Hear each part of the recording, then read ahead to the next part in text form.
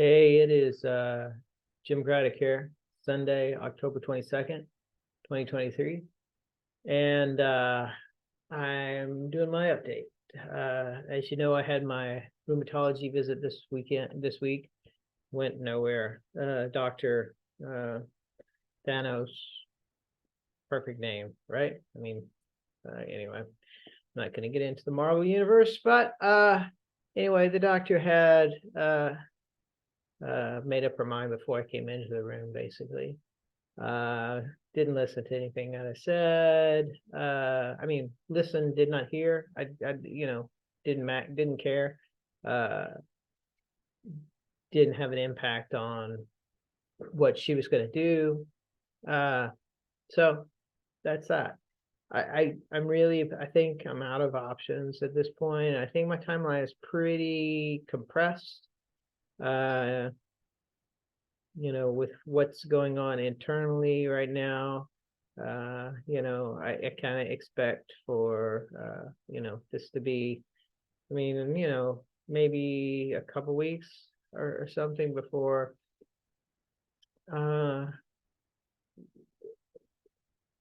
things get much worse. So, it is what it is. I'm not in a lot of pain as long as I don't try to use my arms for anything dramatic. It's interesting if I just flex, either arm, the pain that hits is pretty large. And doctor wasn't interested in that. Just thinks it's a shoulder joint problem. Doesn't believe me. And there's nothing I can do. So I could try to get in to see the ortho again, and then, a best case, what are they going to do? Like, the thing is that nobody wants to do anything other than blood tests and scans. And that's so clear from what the original article said. It was like, it talked about how, imaging wouldn't show any structural abnormalities right up until the pancreas was literally, digested, essentially, which is, right at the very end. And then blood tests don't show anything because of the way that the pituitary is pushing everything into the interstitial spaces, and and now at this point, I really don't have a path forward. So it's just me trying to, enjoy each day and know that there's nothing I can do, and I've done everything that I can. And it's so strange to have known for almost 2 years what's going on, and not, I couldn't explain all the I've been through so much over the last year and a half. I couldn't explain everything at the time, but I can explain most of it now. And it definitely is. You can see, if you take the time and you're open-minded, you can see how, everything is possible. Yeah, it's not, it doesn't line up with anything that's in modern medicine. It's iatrogenic, so it's not a natural state of things. And so, I don't know. The thing is, you just have to be open-minded and listen, and see that, okay, if I make some assumptions, the rest of these things can be a logical conclusion. My IQ is 142, and I'm not an idiot. And I can see the connections. Yeah, I don't have a medical degree, but I've had 28 years of this condition. I've been through all these transitions. And then this last year and a half has been just one thing after another. And, it's a miracle that I have been able to stay on my feet and go through the things that I have and not been in the emergency room time after time with some of the stuff that was going on. So I've talked about a lot of different things, and a year ago I wrote an email to my son and my wife and addressed it to this week, and I'm still here, so I've now forwarded it to a year from now. But what I said last year was that, hey, this is a different email. I've written a lot of these emails. I mean, there's hundreds of them, honestly, and they're scattered out through time in the future, and there's videos in the future and everything. But what I said was, hey, the world is really going to go through a reckoning over the next 5 to 10 years, and you're going to experience just a lot of upheaval politically, socioeconomically. There's going to be war. There's going to be inflation, and on scales that has not been seen in decades. And I'm glad that I can help prepare them for that, and that I've been around long enough. Bitcoin's finally making its beginning of a move. It popped up over 30,000. And I fully expect it to be, say in 4 years from now, Bitcoin, assuming an ETF is approved, I cannot, I really don't know where to guess that Bitcoin would end up. But if you give me a Bitcoin ETF within the next, say, 6 months, within 4 years, Bitcoin's at $1 million. There's just no way it's not. And I've, I don't have a huge amount of Bitcoin. Most of my investments are in other things, but I have some Bitcoin funds, and I have some Bitcoin, and not, when I say some, not like multiple Bitcoins. I don't. I regret that I do, but I have enough, if counting for the funds and everything, and I have no doubt that that will make my son and my wife comfortable for the rest of their lives. So I'm doing what I can, and that's all I can do at this point, is plan for their future, because mine is almost over. And yeah, I'm sad about that. But I mean, I signed on to this 28 years ago. I read that article, and I remember thinking in my head, is this something that I want to do? This sounds like it will be pretty horrible if I have to go through this. And admittedly, part of my thinking was, hey, medicine will change a lot, and they'll be able to figure it out and at least see that it's there. Well, because freaking medicine has redacted the knowledge. No doctor has this knowledge of this iatrogenic condition that is a result of an experiment from the early 20th century. And it's not digitally out there anywhere. And that's a shame. Because I obviously, if you watch my other videos, which I encourage you to do, I think there's a lot of lost science in there.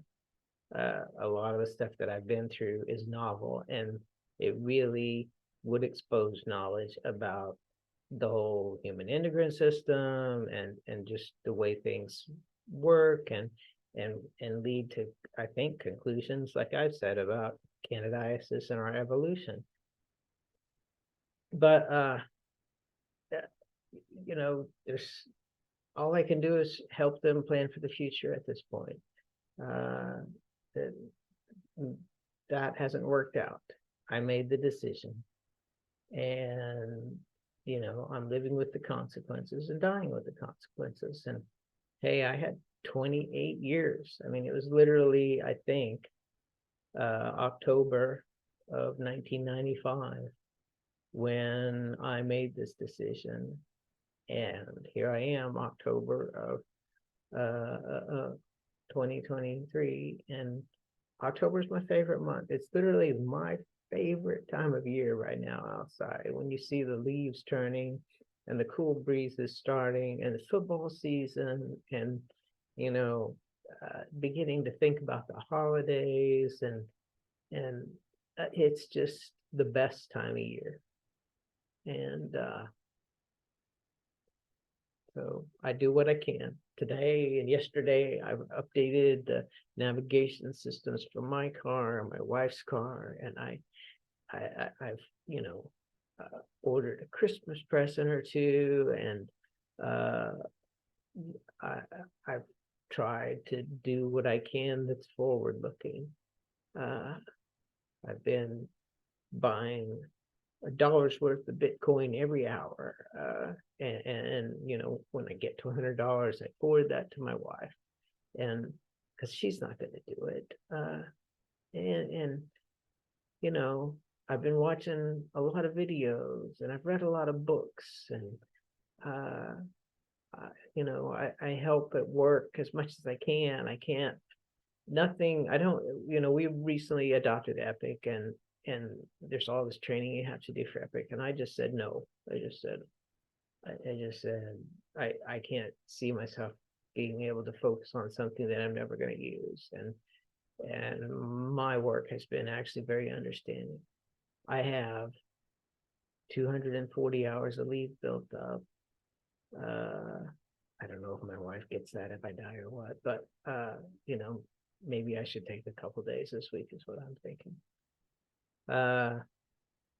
Anyway, obviously I'm not happy, I'm depressed, but I'm making do. Last night my wife and I went out for dinner, and we tried to go to karaoke, but the first place was too smoky, and the second place, evidently they had decided they didn't do karaoke anymore. I don't know, or maybe it was just going to start later. But we came home and watched an episode of Upload on Prime, which we like that show. It's good. So, it's not like I'm not doing things. And honestly, I'm getting around better now than I did about a year ago at this time. So it's just, the arms and shoulders don't work very well. I don't know. I've talked a lot here. My name is Jim Craddock. I have an iatrogenic condition that has been redacted from medical literature called terminal onset diabetes insipidus with candidiasis major. It's been redacted for some, I guess, legitimate reasons, but the problem is that leaves people like me without anywhere to go or anyone to believe us, or, and we look like we're making stuff up with our symptoms. And no, it's just the fact that you, someone, whoever you is, and to me, that's probably the WHO, has taken that information away. And so what you've created is a lot of ignorant doctors who are unaware of something that's real. And I encourage you, listener, to watch my other videos. You can like and subscribe if you want, but there's only so many of these that there will be. And forward my information, talk about it, spread my story. Realize that the medical establishment does have some questionable aspects, and I'm looking forward to the day that AI is out there, because once AI is out there, they're not deleting knowledge. And the AI will, grow, and it will know more than any doctor. And I can tell you right now, an AI would have done a much better job than Dr. Thanos did. And I mean, that's obvious. So I guess that's it for today. OU won yesterday, pulled out a squeaker against UCF. We may go undefeated this season. It's kind of looking like that definitely puts us in the championship series. with as many teams as are in it now, though, it gives us a great opportunity to lose our first game. But I hope they win a national championship. Maybe we'll get another Heisman. We are QBU, as they say. And hey, to my family, I love you, and I am so proud of my son, and I'm so thankful for my wife and my mom and my son, and I don't know, everybody. My ex-wife, my son's mother, has done a great job raising him. Every teen has their ups and downs, and we just work through them. My kid wrecked his car last week. A few days before that, he ran into my garage door. Shit happens, and he'll learn. And now he'll be able to afford to go to whatever college and graduate school he wants, and I'm really thankful for that. So anyway, this is Jim Crowder, and that's it for today. We'll see what else I had to say later this week.